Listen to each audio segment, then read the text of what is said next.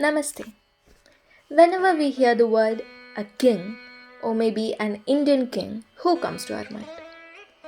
Sri Maryada Purushottam Sri Rama, then Chhatrapati Shivaji Maharaj, Sambhaji Maharaj, Maratha Empire, and many others. But all these names are very popular and well known. Along with these kings, I would also like to add one more name. The last rule of Travancore, which is a part of Kerala, His Highness Sri Padmanabhadasa Vanchipala Sri Balarama Varma III, also known as Sri Chitra Tirunal Balavarma Maharaj. Chitra Tirunal Maharaja was the king of Travancore. Travancore contains many of today's modern day Kerala's district, including Idiki, Kottayam, Alappuzha, Pathanamthitta, Kollam and Thiruvananthapuram district mainly. This is the district in which I am born in. Now I would want you to watch this video. The person who is listening to the music is His Highness himself.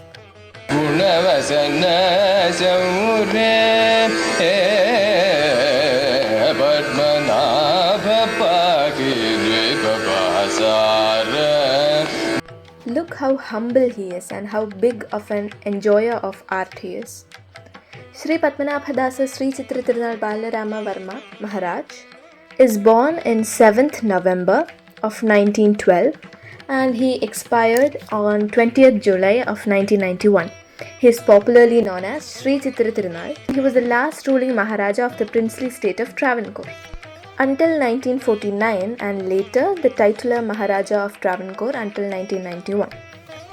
The Constitution of India was enacted only in 26th November of 1949 and became effective on 26th January of 1950 and called for the temples in the country to be opened for all castes including the lower castes. Whereas my king, His Highness, was way ahead of his time and issued the Temple Entry Proclamation. The proclamation abolished the ban on the so-called low caste people or Avarnas from entering Hindu temples in the princely state of Travancore. Actually, there is an interesting story behind this. In 1932, the Maharaja appointed a committee to examine the question of temple entry. This opened the possibility of reversing the opposition to the practice that had been shown by his predecessors, Moolan Tirunal and Regent Maharani Sethu Lakshmi Bhai. Subsequent to a meeting with Gandhiji, Bhai has decided those who had been imprisoned by Moolan Tirunal for involving with the Vaikam Satyagraha and had opened the north, south and west public roads that provided access to the Vaikam Mahadeva temple to all castes. She refused to open the eastern road to the temple because it was used by the Brahmins. She avoided acting on Gandhiji's advice by pointing out that she was a regent for her minor nephew, Chitra Tirunal Maharaja, and so had no power to do so.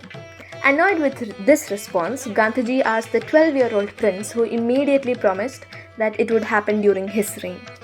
This incident was later quoted by K.R. Narayanan sir, the former Indian president, in his speech referring to the progressive mind of Chitra Tirunal. And I quote, "During the Vaikam Satyagraha, Mahatma Gandhi visited Kerala. At that time, Sri Chitra Tirunal was a young man and had not ascended the throne. Gandhiji asked, 'When you attain majority and assume full authority, will you allow Harijans to enter the temple?' The 12-year-old Maharaja said without hesitation, 'Certainly.' This was not the result of anybody's advice. He spoke his own mind. It came from his own thinking. That is why I say, in spite of all advice and influences in which he was enveloped, he had a mind and he had a policy of his own." His Highness never married. He is the main reason for the industrialization of Kerala. Let's look at some of the developments which His Highness has done. 1. The Temple Entry Proclamation. It wasn't done by any other king, as it went against the tradition and had created sparks between Chitra Tirunal Maharaja and other kings of Kerala. Casteism was at its peak.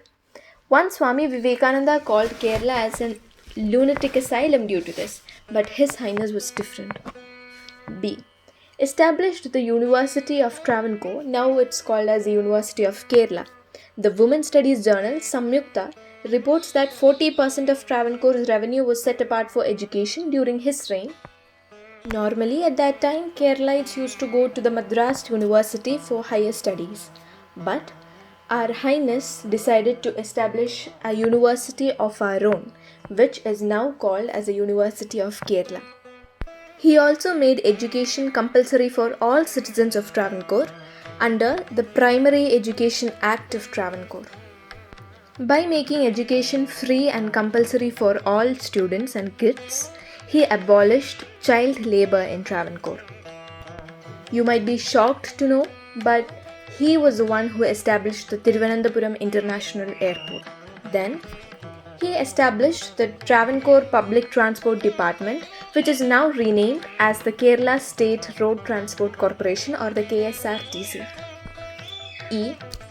He established Pallivasal Hydroelectric Project. He also established FACT or which is known as Fertilizer and Chemicals Travancore. He was the first ruler of Asia to abolish capital punishment. He broke the superstition and took a voyage trip to the foreign country, and he was the first Keralite king to do that because at that time crossing seas or going abroad was considered to be a sin. But our king broke that superstition and went abroad, and he was the first Keralite king to meet the Pope. He was the first Keralite king to do that too.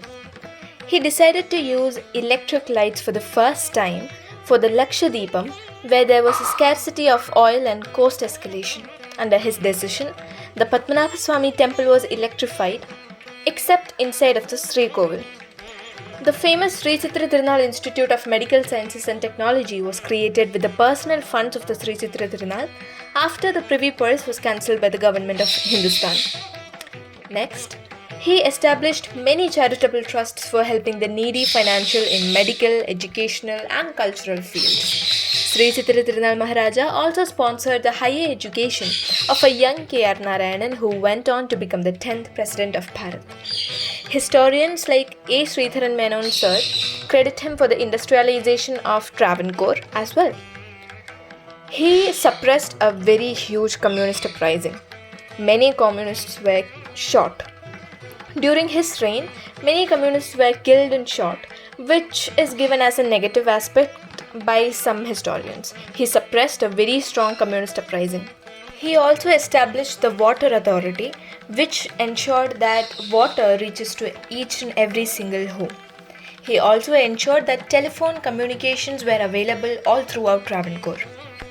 He also established the Kerala Public Service Commission and the most famous radio station of Kerala. In order to ensure free and fair elections, he appointed a franchise commission. He established the Swati Tirunal Institute for Music and also published many of Swati Tirunal Maharaja's works. He also established the Thiruvananthapuram Art Gallery in which many famous portraits of Raja Ravivarma was displayed. He also established an aquarium in Thiruvananthapuram in order to help the scientific researchers. He also encouraged the All India Women's Conference of 1939 to be conducted in Thiruvananthapuram, making clear that for him, his priorities were that women and children of Travancore was safe and secure. In 1934, he established the Life Insurance Department and the Public Health Laboratory of Thiruvananthapuram and a dance school too in Pujapura. He also established the Labour Court of Travancore. He also made sure that all communities were included in the Nayar Brigade, which was an army of the erstwhile Kingdom of Travancore, in which Nayars were a warrior community of the region. He made sure that all castes were included inside the military unit, also called the Nayar Brigade. He established the Thiruvananthapuram Medical College, the Thiruvananthapuram College of Engineering, College for Homeopathy, College of Ayurveda, and also Sri Avittam Tirunal Hospital for Mother and Children, also known as the SAT of Thiruvananthapuram. After listening to all of the marvelous works done by Sri Chitra Tirunal Maharaja, you must have understood that what we see today in Kerala, a developed Kerala, is not the result of some political party or one particular minister, but mainly because of Sri Chitra Tirunal Maharaja. We must know that all these marvelous developments were done even before India attaining its independence.